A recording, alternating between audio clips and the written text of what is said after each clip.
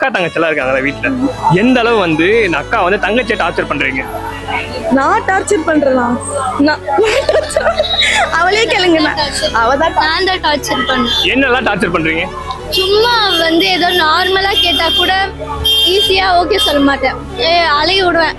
முடியாது முடியாது அப்படியே சொல்லி அலைய விடுவேன். நல்லா எந்தெந்த விஷயத்துக்காக சண்டை போடுவீங்க? லைக் சும்மாவே நாங்க ரெண்டு பேரும் ஆப்போசிட் தான். அவ தளபதி ஃபேன், நான் தலை ஃபேன்.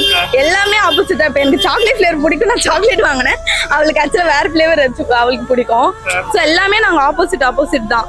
ஸோ எல்லாத்துக்குமே சண்டை வரும். ஒரு விஷயம் ரெண்டு விஷயம் இல்லை. டிவி வைக்கிறதுல இருந்து இந்த சேனல் அந்த சேனல்ல இருந்து எல்லாத்துலயுமே ரெண்டு பேருக்குமே சண்டை வரும். லைக் டேஸ்ட்டுமே ரெண்டு பேருக்கு டிஃப்ரெண்டா. ஸோ எல்லாத்துலயுமே சண்டை வரும். அந்த சண்டையில வந்து யார் வின் பண்ணுவீங்க?